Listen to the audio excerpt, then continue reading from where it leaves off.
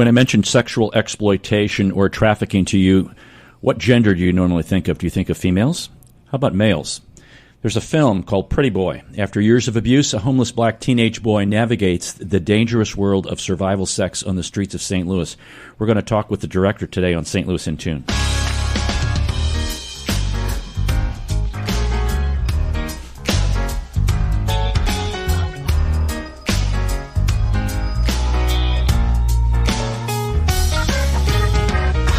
Welcome to St. Louis in Tune. Thank you for joining us for fresh perspectives on issues and events with experts, community leaders, and everyday people who are driving change and making an impact that shapes our society and world. I'm Arnold Stricker with the incomparable Mark Langston. Incomparable. Mark, how are you, Mr. Incomparable? I'm okay.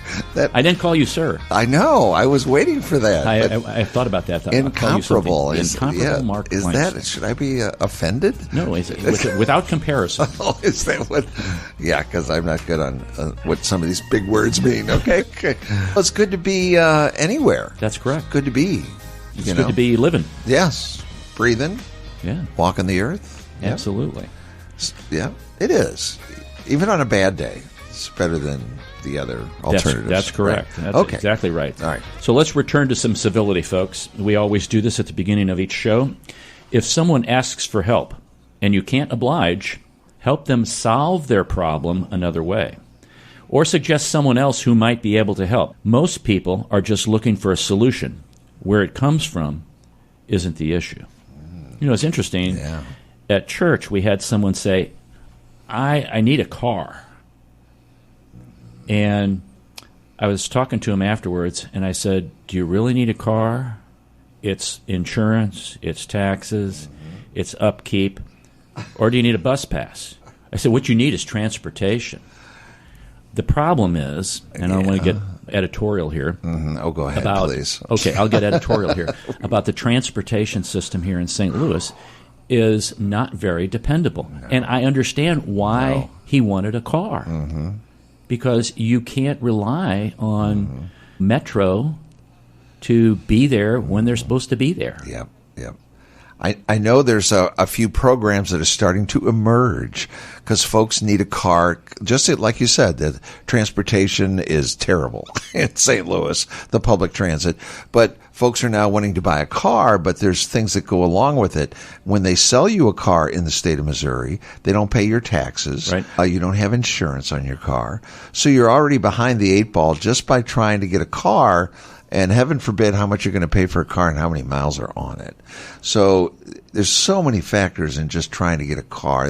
Right. We could probably do a whole show on it. But folks there is an emergence now of a few organizations that are trying to, okay, if we're going to help you get your car loan, we're also going to roll in your taxes and your insurance so that you can go on your way and get a good foot forward. Understand that it's not like the sticker shock from another area now. Gee, I owe that now. Oh, yeah.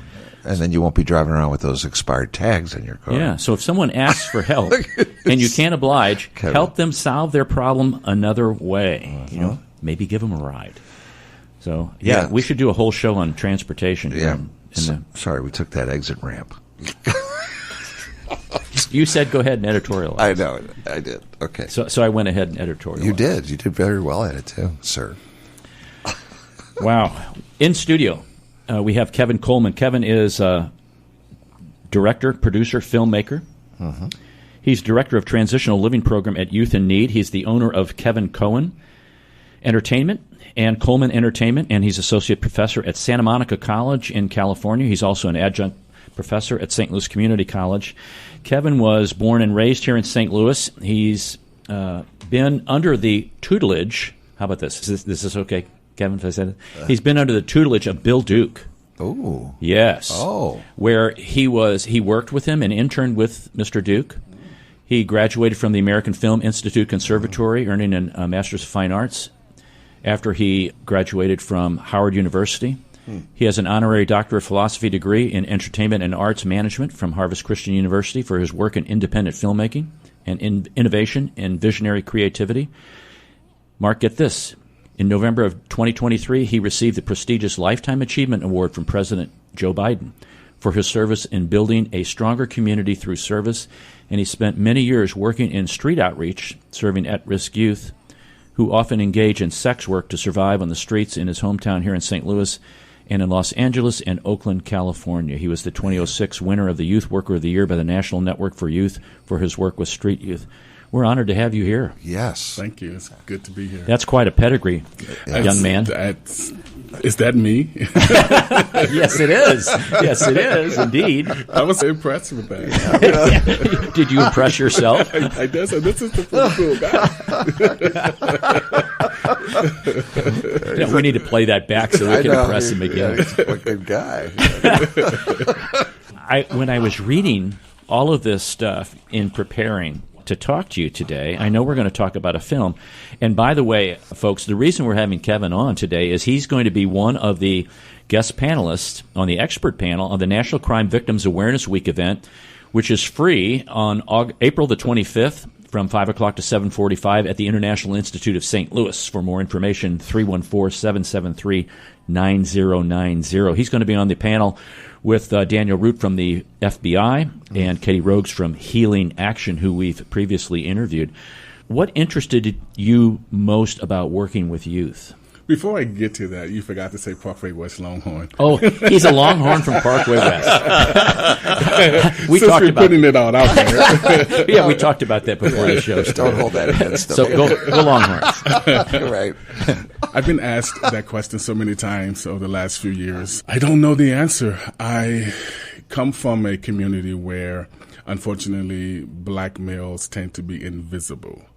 And when I started to work for Youth in Need after Mom was diagnosed with lung cancer, I saw a whole new world of just young males, teens, engaging in sex work, and it just dropped our mind. One of the stereotypes that I think a lot of people have about young black males in particular is late at night, if you see a young black male on the streets 2 or 3 in the morning, you may be thinking drugs, you may be thinking some other criminal activity, but you never think sex. Mm-hmm. And unfortunately, it's happening right here in St. Louis and in plain sight. More frequently than not, or what is your experience with that? Because I know that's one of the reasons and rationales for the film. Yes. When I was... How do I like to say this? When I was on the ground in street outreach, most of the kids at that time were walking what we call the beat. They were literally walking the streets and flagging down cars in certain areas. At the time I was doing this, there was an area not too far from downtown St. Louis. There were two spots. One no longer exists. It was underground path underneath the St. Louis Post-Dispatch by the old Greyhound station. And then there's another area of Washington Avenue. I think that's Jefferson before you get to, what is this? I think that's Grand. And young males were engaging in sex work. Mm. Now, with technology, they've moved largely to social media. Mm. And that's how a lot of these young men, and particularly, obviously happens with young girls as well, but this is how they are trafficked, and it's through social media. There was a story recently here in St. Louis. There was a young 16-year-old that was trafficked right out of the River City Casino. I think that story broke in February of this year. Right. And that kid was brought from Tennessee and trafficked here in St. Louis. Oh, wow. Yeah, and we know that St. Louis is a hotspot for trafficking and exploitation sexually. And I think I have an opinion on that. Nationally, we tend to focus on the big hotspots, the big cities, the glamorous cities, New York, Los Angeles, Miami, a lot of the coastal cities. But inland, it happens on the people's faces, right in their face, I should say, being trafficked and sex work. And I just need to say this before I forget. Young people they are not prostitutes. They can't consent to sex. They are trafficked. Mm-hmm. And I want to be very clear to that because I've heard people say, oh, these kid prostitutes. And there's no such thing if you work in the field. Mm-hmm. They are trafficked. They cannot consent. 16-year-old having a sexual encounter with an adult is just inappropriate and wrong. And my question was going to be, what are the ages you're talking about? Because people may be thinking like late teens. Mm-hmm. How young have you seen someone? I've seen in my career as young as 12. Wow. The average age tends to be around 16. Okay. And there are a lot of different factors. Most of the youth, if not all of them, have some dysfunction in their family, but it has to do with their sexual identity, their gender identity. It has to do with a lot of the migrant young people that come through the country from the southern border are trafficked. A lot of the young people who comes from single parent families, particularly if there's only a woman in the household. And they meet these young men online nowadays and who promise to fill the void of things that they don't have at home, whether that's love, whether that's money, whether that's friendship and companionship, and they slide right in, and before they know it, they're in this business that they can't get out of, because then the threats come. If you say anything, we're going to kill you, or we're going to kill your family, that sort of thing. Oh my. At Youth in Need, what do you do as Director of Transitional Living? This is one of the proudest jobs I've ever had. I love Youth in Need. It's a fantastic agency. This is my second time working with them. The first time is actually how I discovered The Real Pretty Boy and wrote a screenplay. Then I moved away, went to Los Angeles and did things out there. And I came back, and I'm the director of the Transitional Living Program. We serve young people in the region from the ages of 16 to 21. And we teach them a variety of skills. Those life skills are important because the ultimate goal of the program is to transition them into independence. So we teach them basic life skills: cooking, cleaning, resume assistance, allowing them to discover who they are and what they want. We are the passengers in their lives, and we sit next to them and guide them through this world, but we allow them to make the decision. One of the principles that I like to have at the agency is choice. So the young people, they make the choice, and we just support them in the choices that they make. It's a fantastic agency, and I'm not just saying that because I'm an employee. I love that agency. I really do. And transitional, are they housed there? Yes, we have two components. We have a group home in St. Charles, where we house a number of young people, regardless of race, gender, sex, that sort of thing. And then we have scattered apartments in St. Louis County, where young people actually have their own apartment under our guidance.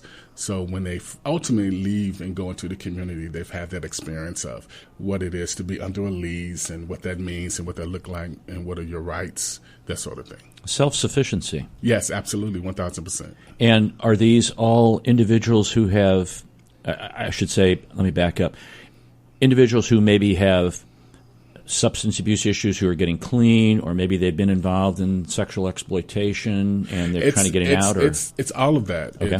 Some of our young people have struggled with substance abuse, alcohol, illicit drugs.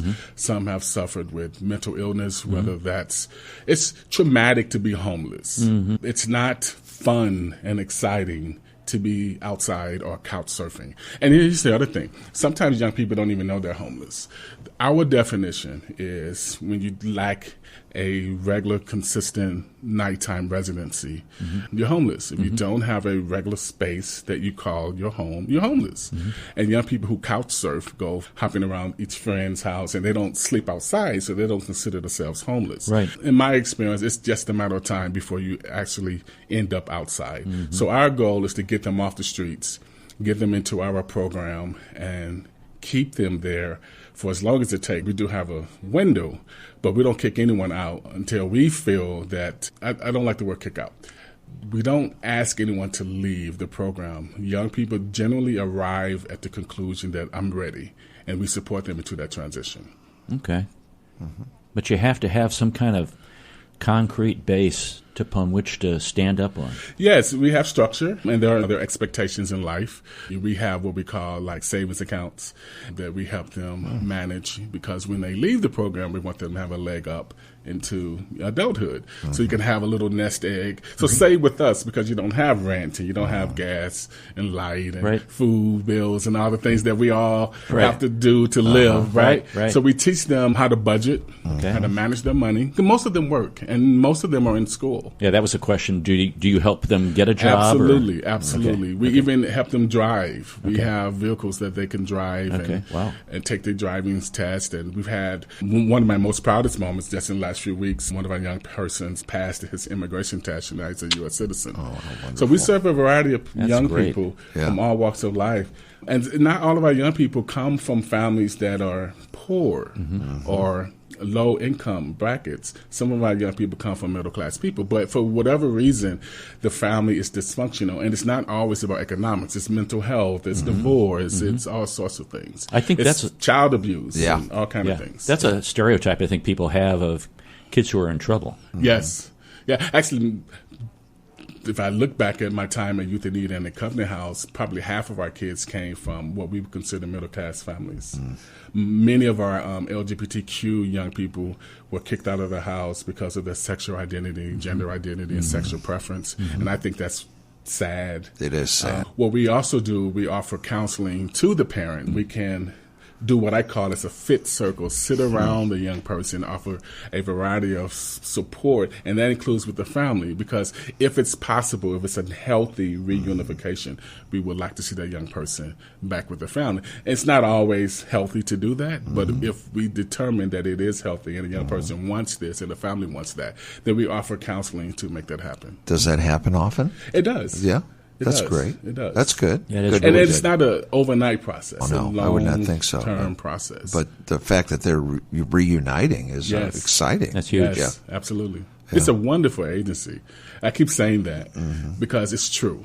It's true. It's true. There you are. Yeah. This is Arnold Stricker with Mark Langston of St. Louis in Tune.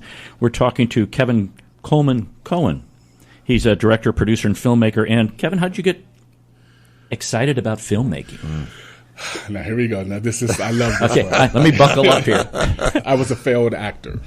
I thought I wanted to be an actor and can't act. I can't act. But then I thought I wanted to be a journalist. When I was in undergrad, I took all the journalism courses in broadcasting, and I sucked. And I don't know if I can say that word. Yeah, Sorry. yeah. Well, you did. So. Sorry, you edited it okay. out. You're fine. I That's just all right. wasn't good at it. But I knew there was something about media and telling stories that was in me. I just didn't know what. So when I went to Howard University, I got a work study assignment when I found out that Bill Duke, the director from Sister Act 2, Deep Cover, Hoodlum, I tell people who don't know their name, the black guy in Predator who got killed by the Predator. Everyone died except Arnold Schwarzenegger, And, right? and all these director of all these TV shows. And too. all these TV shows, Oh, yeah. absolutely. Wow, He became the department chair, and I ran in there, jumped over everyone, and became a work study student. And he just took me under his wings. He said, "Hey, you want to go to LA? I'm doing something with Mary J. Blige and DMX. Those are hip hop and R&B artists." I said, "Yeah, and bring a friend." We went. 6 months later, "Hey, I'm doing a documentary and Morgan Freeman's narrating. You want to come?" Yes. Heck yeah. Like, he just took me under his wings, like true teacher, instructor, and giving Mentor, back. yeah. But I still didn't know how to tell stories. I knew I wanted, at that time, I wanted to make films, but I just didn't understand storytelling. But I knew filmmaking. I knew where to put the camera, where to plug it up, how to operate. I knew all that. But I didn't know how to tell a story. And so now I'm at graduate, I'm fast forwarding. And by the way, at the time I went, Chadwick Boseman was there. He was, I was going to ask you that question. Yeah, he I was going was, to be like, studying- tell us about Chadwick. yeah, the Black Panther. He Yeah. was studying acting, and I was a theater minor, but I was a film major. And I knew him. I'm not going to sit here and say we were best friends, but I did know him. Yeah. There was just like this rivalry between the film students and acting students, because acting students were, "Go with your little cameras. We're doing important stuff here." And when Denzel Washington came on campus and took six of them and sent them to Oxford in England, I guess they were right. But anyway, so I get ready to graduate. I actually changed my minor to theater because I was a computers, but I didn't want to do that. And I needed more time at Howard, so I changed my minor and stayed there an extra year. My mom didn't appreciate that because she was giving me money, but I did what I had to do. So then I graduate. And I remember Bill Cosby's book, "You've Graduated, Now What?" I didn't know what I was going to do. I had no clue. I have this bachelor's. I still didn't feel like I had any real skill set. I started working with young people because I just needed a job. I came home. Mom was ill with lung cancer and all that stuff. So I just came home, and then I discovered Youth in Need. And I got a job, started working in street outreach. And then I left. I applied to NYU for graduate school. I believed that was the best school. Spike Lee had gone there, Ang Lee, all these famous directors, and they had housing for their graduate students. I said, if I'm living in New York, I got to have a place to live. That's for sure. So they politely sent a postcard, not a letter. What? A postcard saying, thank you for applying, but you're not in. So I was devastated. I spent like weeks on this application, got letter of recommendations from my former professors and yada, yada, yada. So then I applied to USC. I said, I'll get in USC. They also had dorms. Right. And I still didn't get in. And I knew the guy who was over the committee because years earlier at Howard University had won his grant and the money, and they flew me out to LA at the Beverly Hills Hotel and blah, blah, blah, blah, blah. But I still didn't get in. I was like, what the flying fruit, right? So then I looked into AFI. I'm not going to get into AFI. This is the most prestigious school. They only accept 26 people in. I didn't even proofread my essay, bunch of typos, and I got in. Wow. Yay. But I'm leaving out the most important part. Yeah, this is good. This is the good. most important part. Years earlier, when I flew out to L.A. at the Beverly Hills Hotel to receive this grant from one of my student films from Howard, I met a man named Chuck Fries, who was a legend in Hollywood, particularly in the 60s with Bewitched and I Dream of Jeannie, and an executive, right? And I was standing next to the elevator in my tux, and so was my friend Rodney. I didn't know who Mr. Freeze was at the time. He comes out the elevator and he looks at me. Get in there and serve my guests. What are you guys standing out here? This is a big, important night. And I looked at him and I was about to blow off. My friend Rodney said, no, chill, man. Chill, stop, man. We about to get this check. We out in L.A. We filmmakers. Forget that guy, right? Yeah. My chaperone comes out, hey, Kevin, they want all the student filmmakers to sit up front. It's like the little kids' table at Thanksgiving dinner. We have this little table up front and all these celebrities, but we're like the showcase. Okay. So they ask us to stand, and I'm a black man, but I'm red. Mr. Freeze is at the mic. He's the MC. Still didn't know who he was. Really? He sees me standing up as one of the recipients of this award that he wrote. He signs the checks. Whoa. He looks at me and turns ghostly white. So you got a red man and a ghostly white man staring at one another. Love it. And so we go through the ceremony, that whole thing. During the end of the program, he walks up to me and apologizes. I'm so sorry, yada, yada, that sort of thing. He says, if there's ever anything that I can ever do for you, let me know. Oh, boy. I said, write me a letter of recommendation to the American Film Institute. He said, whenever you submit, no problem. Now, he's on the board of trustees. So fast forward back to how I got into AFI. The story gets really good. Now, granted, I like to believe that I had some talent that they recognized, but I'm not going to sit here and say that they did not also put stock into that Mr. Freeze had written me a letter of recommendation. And I'm the only one, he's passed on now, that he's ever written one for. Aww. He just didn't do that. So when it was time, I'm going to end the story. When Sam Grogg, the dean at the time, producer of Kiss of the Spider Woman with William Hurd, legendary producer, I was dodging the financial aid office on campus. I had no money. I hadn't paid my tuition. And they finally called me in the hallway one day and said, Sam needs to talk to you. I go to his office. He's really chill, man. What's up, man? You ain't paid your money. What gives? Sam, I ain't got it. That's not an answer. So he pulls out my file. He goes to my file. Chuck wrote you a letter of recommendation. I tell him that same story. He closes my file and says, go make us proud. I never paid tuition. What? To this day. Wow. Yes. So I have to make it as a successful filmmaker. When I say that, because I think I'm successful, yes. but I have to tell those stories. Yep. That makes AFI Little proud. payback And that's there. a true story. Little Absolute payback true there. story. Wow. So that's why I'm never giving up as a filmmaker. And you shouldn't. You shouldn't. No. And you've got a film. It's a wonderful story. Yeah, it is a great story. you got a film that you've been percolating on. And, for 10 years. And it's finally come up to the surface, and it's floating, and it's out there now. It's called Pretty Boy, and it's going to be shown at the National Crime Victims Awareness Week event, April the 25th. So you don't want to miss that. And I want to give a couple more things about that, and then after the break, I want to come back. I want you to talk about the film because I think it's very powerful. It hits you, smacks you upside of the head. That's my feeling after I watched it last night. It was like, wow. Yeah. And we're really missing something here. Kevin's going to be back, but he's going to be on this panel with Katie Rhodes and Daniel Root. Katie's from Healing Action, Daniel's from the FBI, and this is a free event, the National Crime Victims Awareness Week event, a film screening where you'll see the film that we're going to be talking about, Pretty Boy. and on this expert panel, April the 25th from 5 o'clock to 7:45 p.m. at the International Institute. Call 314-773-9090. This is Arnold Stricker with Mark Langston. We will be right back.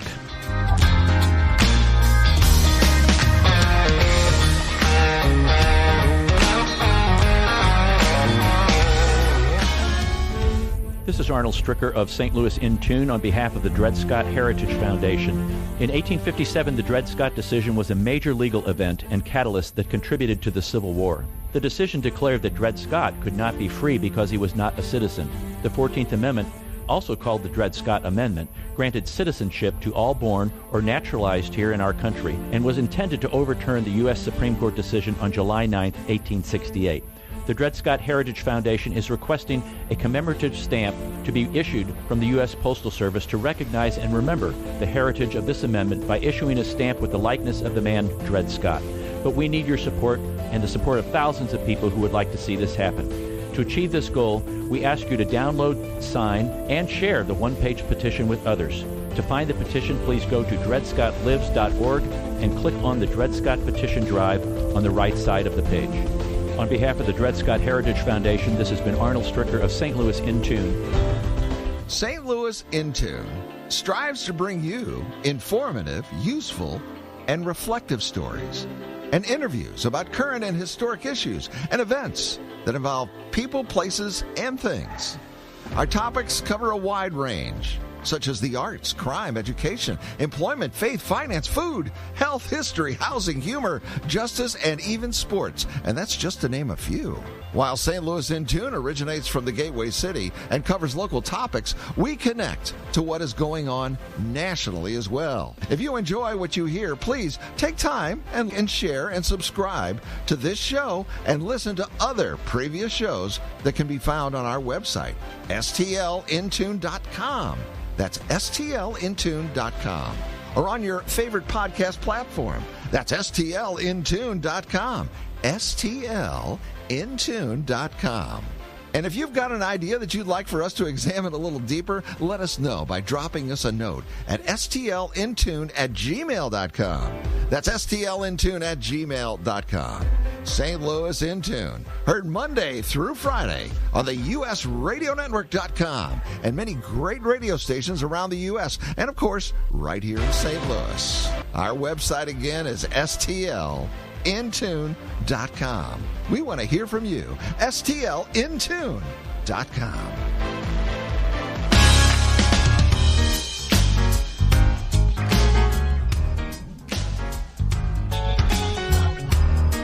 Tickle those ivories, will you?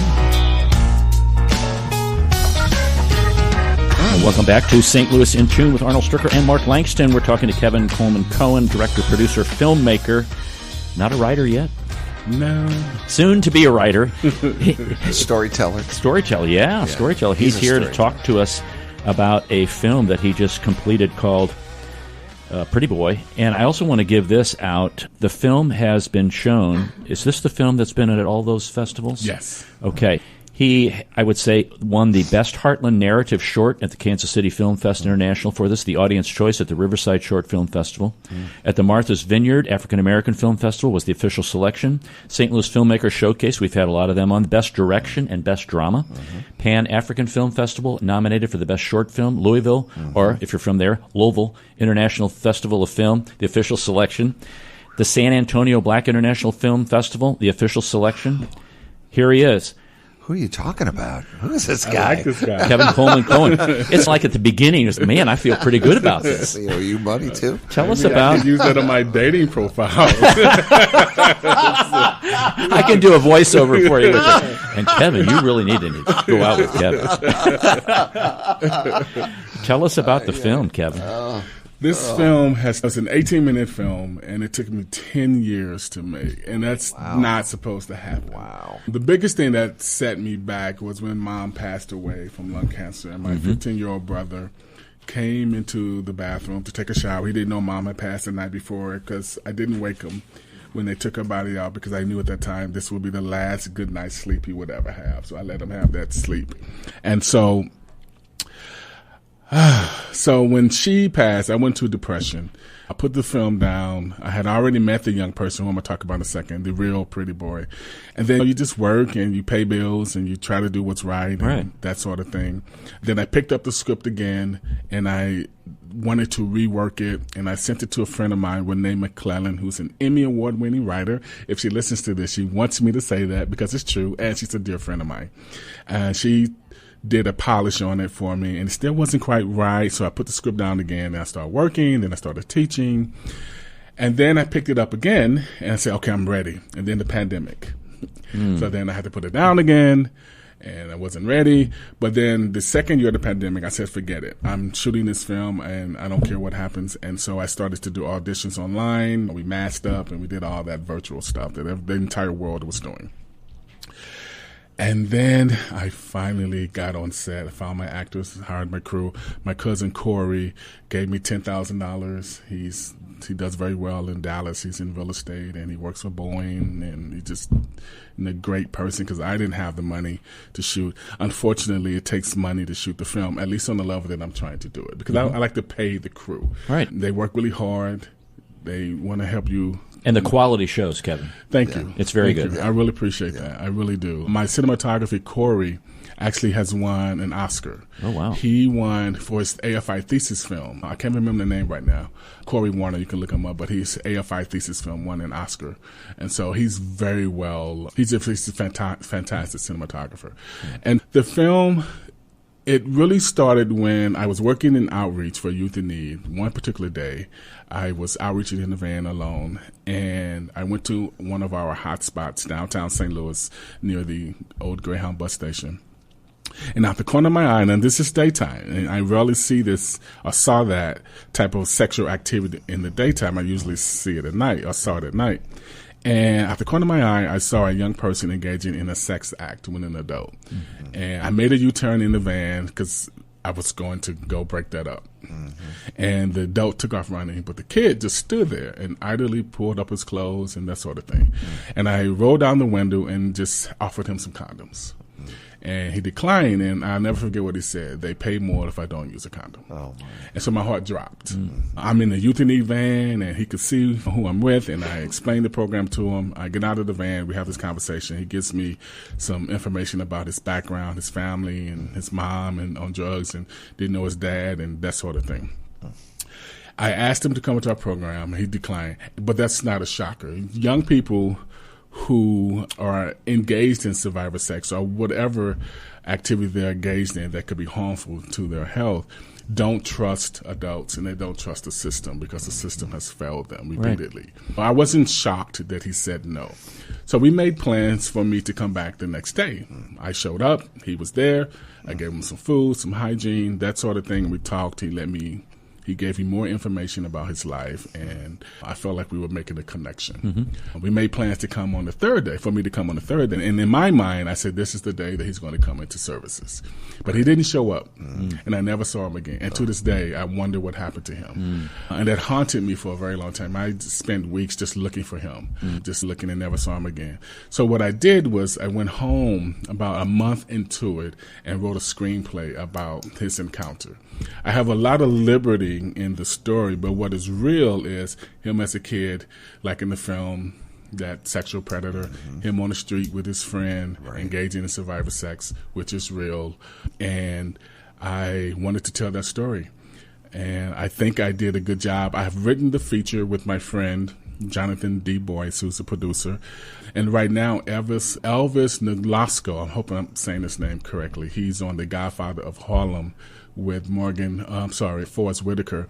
He's reading it because he approached me last year at the Pan-African Film Festival after seeing the film and said, what is it going to take for us to make this into a feature film? Wow. I said, you and your connection. So he's reading it. I haven't heard back. They had some trouble, they being Hollywood, with the strikes last year, and everything was thrown off. But he has it, him and his manager. I'm actually later tonight going to send an email and follow up. But I want to turn that into a feature. And I want to shoot it right here in St. Louis with Governor Parsons' now signed Missouri tax credit. Thank goodness. About time. It could attract people with money to come here and shoot film and save a lot of money. I'm not a big player, but some of the people that I want to bring on, it could be beneficial to them financially. Mm-hmm. More importantly for me, though, is the story, because this really is happening. Mm-hmm. And I didn't want to make a documentary. I like documentaries. I think they're important, and who's to say one day I won't make one. But I didn't feel like this story was the type that I wanted to do with a documentary, because I feel like going to the zoo and just watching kids do this, but then not doing anything to stop it. And I just didn't feel, and I've seen documentaries that talk about human trafficking, and some of them are very well made. Right. I just didn't feel like I wanted to do that. So I wanted to do a narrative story and have some creative license. I think you did a great job in how it's left. And to me, and I think I mentioned this at the front end, that it really smacked me upside of the head, because you have these stereotypes of what you think's going to happen in it, kind of any story, and how things are going to go. But the fact that I see the arch in the background, I see a youngster engaging in these kinds of activities to survive and just to get food or a place that has a warm bed to sleep in, and the fact that people are just taking advantage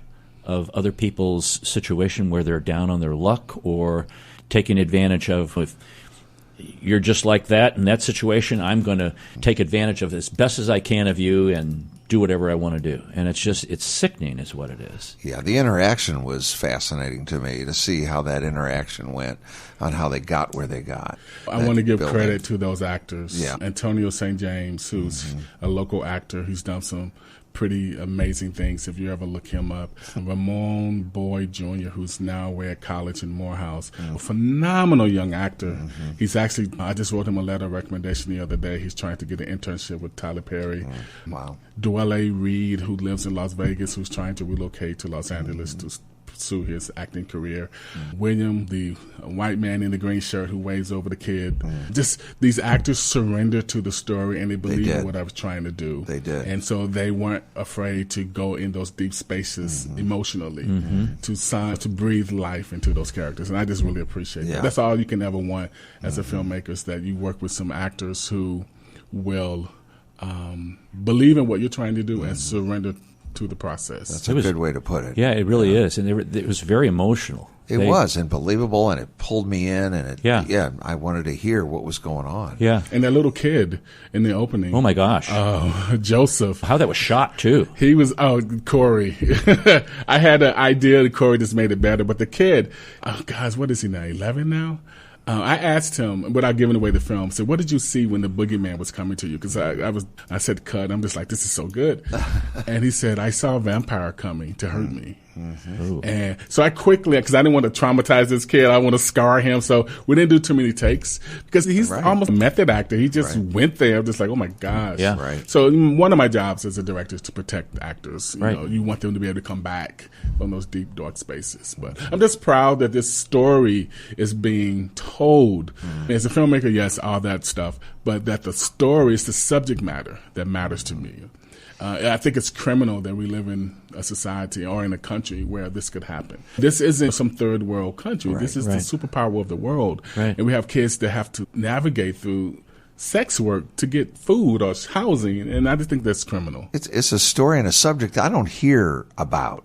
Not this angle of it, the male side of it. Yeah, we hear most people think female when you side. think sex work, you think young females. You don't think males. No. And I don't know the statistics, but it's a lot of young men who are engaged in sex work, and it's ridiculous and it's sad, and it's something that should be addressed. I think we have the money to address it, we have the resources to address it, we have the people who want to address it, but for whatever reason, it's not being addressed on the level that I think it should be eradicated. Why do you think it's not being addressed? Because if the resources are there, whether it's personnel or finances or whatever. And I wish I can blame administrations without getting into politics. But it doesn't matter what administration is in office, Republican or Democrat. This still continues. I think the problem is, because you have two things when you talk about human trafficking. And one of the things that we never talk about is labor trafficking. And I remember when I was running Covenant House, California's residential program in Oakland, we had a lot of undocumented young people. And one of the things that isn't sexy, I hate the lack of a better word, is labor trafficking, because you have young migrants or young undocumented young men and women coming over, and there's a market for them to work under the table for less than minimum wage. There's a whole cheap labor force that's pulling them from not just Mexico, El Salvador, and Guatemala, or Colombia, Honduras, exactly, all these other countries, because there is actually work for them here.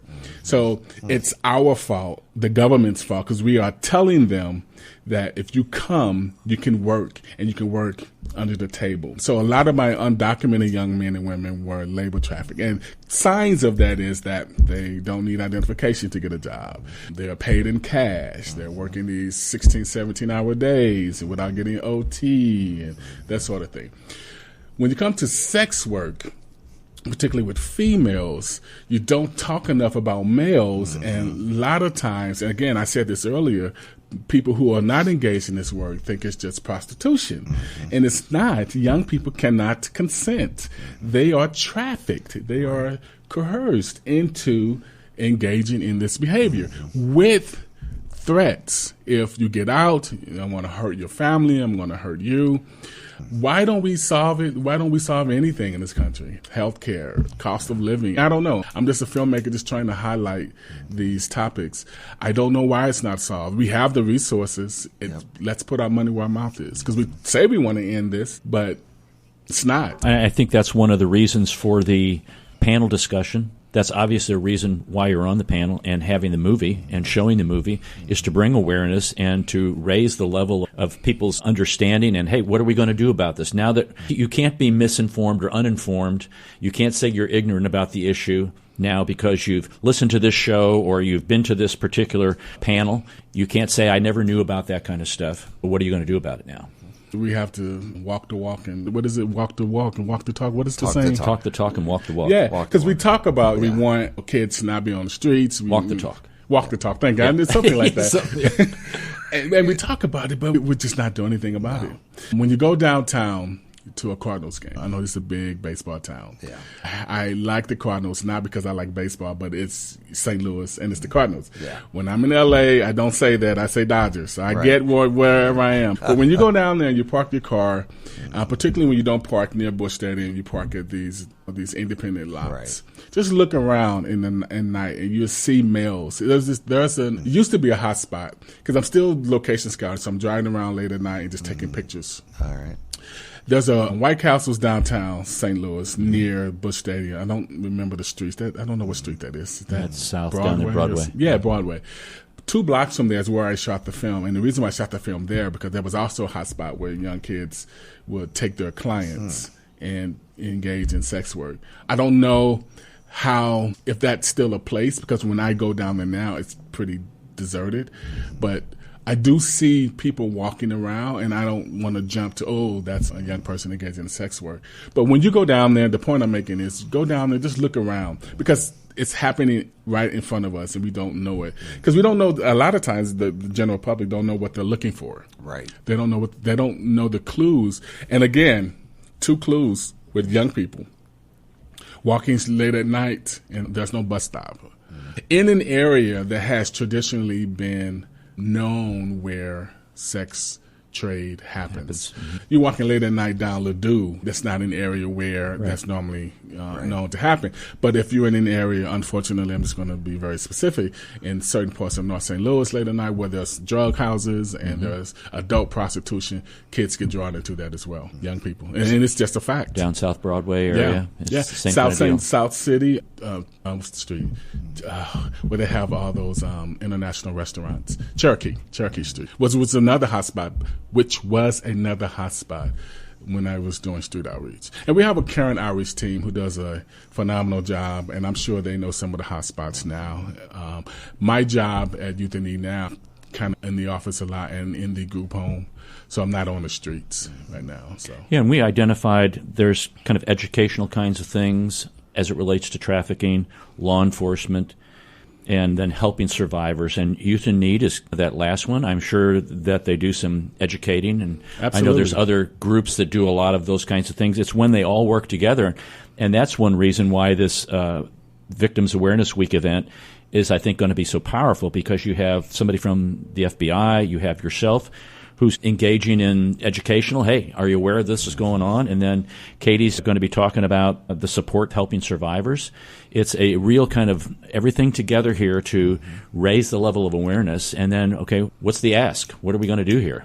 What are we going to do about it as a community? Question I have for you is, the movie, you said you got some funding from a friend of yours? The biggest check I got was my cousin Corey. He gave me $10,000. The budget total was $21,000 for an 18-minute film, which is still low. It's like $1,000 a minute. Right. Still low. Yeah, but for a film like the that. average short film, like for the American Film Institute, is $60,000. Yeah. A thesis. So film. how does someone, the question is, how does someone find funding or get people who want to fund a film? What are they looking for? And Gotta find Corey. why would they do that? Well, that's a great question, because I think the film that I'm trying to tell, people who want to get involved will want to get involved because of what I'm trying to do, and not just an investment. Yes, it's an investment, particularly if you're a person with means and you want to get your money back, and I understand all that, which is why I have a producing partner, Jonathan, who went to AFI and majored in producing. I'm bad with money. I'm saying this on the radio, which is why I align myself with people who know how to budget money. Because as a director, like any director, we want the shot. We don't care what it costs. I don't care. We're going to fight. I want the shot. And the producer, we can't, man. That's $80,000 for 30 seconds. I don't have that. Yeah. So Jonathan is good with, okay, Kevin, so what you really want is this, and here's how we can afford that, which is why I have a producing partner. And which is also a reason why you said earlier that you want me to write. Scorsese doesn't write. Spielberg doesn't write. You don't need to necessarily be a writer to be a great filmmaker. Okay. Now, there are some who are great filmmakers who do write, but you need to be able to read. And what I do is read, and I study, and I analyze, and I design a film and reveal character. Okay. And that is what Spielberg does, which is one of my favorites. That's what Scorsese does, which is one of my favorites. But when it comes to money and film, people who are not in the business want to be attached to something good, something that's going to bring awareness or do something good. Right. And I think that's what Pretty Boy does. It's a film, yes, it's a narrative film, but it's a film that's addressing something that's happening in our country and narrow it down, happening in our city. And people who want to attach themselves to that, I welcome that. I was going to shoot later this summer. I had a friend that I met at Martha's Vineyard last year, but then she had some financial issues, and I just missed it because she just raised millions of dollars from the Apollo in Harlem. Oh, wow. And if I would have been 3 weeks earlier, we'll be shooting this summer. But hey, I believe in the power of potential, which is what Youth in Need stands for. And I also believe that God is not finished with me yet. Right. He hasn't even started. Yeah. And so my time will come to tell the story. Yep. It's a story that needs to be told. I have never ran after money. I have always just made myself available for those who want to get on this journey with me. But I've never chased money, which is why I don't have it, because I've never chased it. I've never been homeless. For 3 weeks I was, actually. Yeah. Okay. But that's a difference. That's another conversation. I know where you're going from friend's bed to friend's couch to friend's couch. I was at a hostel in L.A. When I got accepted to AFI, I had no money, but I don't care. I've never allowed money to be a reason why I don't try something. Yeah. Because if you wait on what you can afford, you'll always be waiting. Good. That's right. That's right. And so when I got accepted, I just jumped out there on the Greyhound bus. They lost my luggage. I had nothing, and I stayed at a hostel on Sunset and Western, which is 2 blocks from AFI in Hollywood. Almost downtown Hollywood. Wow. And I stayed at a hostel. And when I finally opened up my mouth and said to people that I was homeless, and a couple of people let me come in the house, and I was couch surfing, and then I met another guy, and then we got an apartment, then I got a student loan, and then the rest is... There you go. Yeah. But someone tells me what I can afford, and I went to China with no money. I wasn't supposed to go. Get out of here. Wow. Because I don't believe that you chase money. The opportunity is what I'm after. Yeah. The opportunity. So what's on the table other than making this into a longer feature film? You've done some previous films, and what is down the road you're thinking about? I have this on one of my websites. I want to tell stories of the unheard and the unvalued and bring them to a heightened consciousness. Now, that isn't always what Hollywood wants to do. They want the Avengers 19, or they want Spider-Man 9. And I get it, or Fast and the Furious 12. And I'm not opposed to a big check. Let's be clear. All right. Yeah. Let's be clear. Okay. I'm not opposed to it. But when I die, and I'm probably 45 years away from that, at the minimum, I want to leave a legacy of storytelling. Right. I am a storyteller, and I pride myself on being a storyteller. And it's not just films. When I get in front of my students, when I teach at Santa Monica, obviously I'm in St. Louis, so I'm teaching remotely, but I'm in person at St. Louis Community College at Forest Park. And I'm telling them stories. I did a guest speaker engagement at Merrimack campus 2 Fridays ago. And what I tell young people is 2 + 2 = 5. And they're like, what the heck are you talking about? My math teacher said it equals 4. In this business and in life, you have to suspend your disbelief. Because if you don't, the stuff that happens in real life is just going to just take us out. Like we have to, 2 + 2 = 5. The craziest psychopath, Hitler, had a mom who breastfed him. We have to suspend our disbelief because there are some stuff in this world that we're going to see, right? Yeah. And that's just not filmmaking. That's life, and that's how I like to live. Some of the stuff I look back on, you were nuts.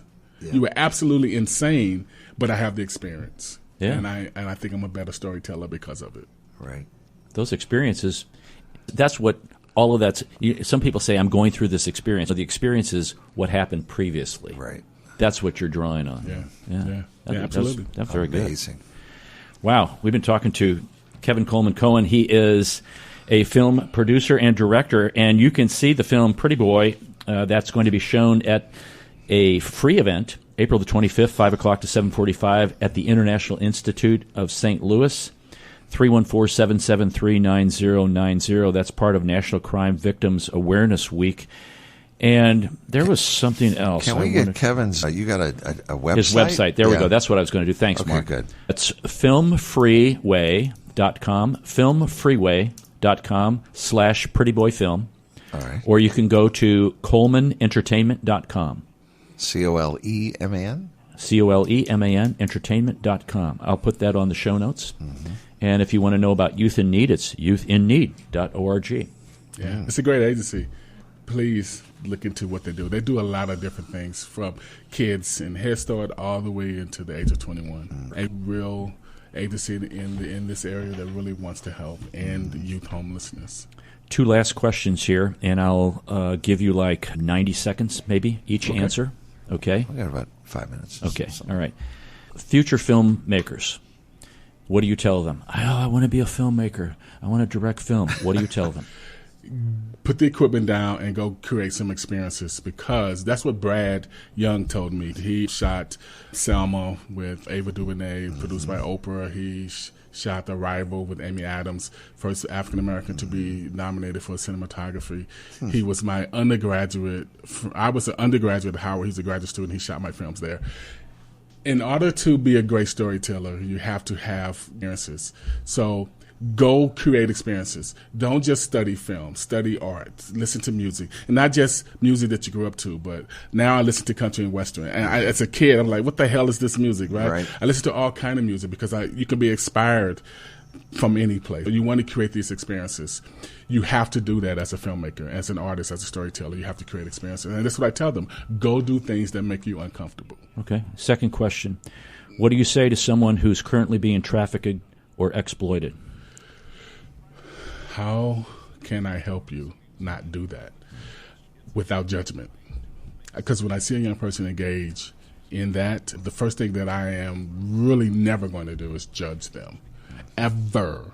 I'm never going to judge them. And I like to present an alternative, which is why I tell them about Youth in Need. Okay. Without judgment. Okay. Without judgment. Kevin, thanks for coming on St. Louis in Tune. Thank you for having me. It's been a me. pleasure. Thank you. Wow. Really appreciate it. You can see Kevin at the National Crime Victims Awareness Week event, April 25th, 5 o'clock at the International Institute of St. Louis. Call 314-773-9090 for more information, or go to Kevin's website, colemanentertainment.com. And if you want to catch part of the trailer for the film Pretty Boy, you can go to filmfreeway.com/prettyboyfilm. Well, that's all for this hour, folks. We appreciate that you chose to listen to us. If you've enjoyed this episode, you can listen to additional shows at stlintune.com. Consider leaving a review on Apple Podcasts, Podchaser, or your preferred podcast platform. Your feedback helps us reach more listeners and continue to grow. We want to thank Bob Berthasell for our theme music and co-host Mark Langston, and we thank you for being a part of our community of curious minds. St. Louis in Tune is a production of Motif Media Group and the U.S. Radio Network. Remember to keep seeking, keep learning, walk worthy, and let your light shine. For St. Louis in Tune, I'm Arnold Stricker.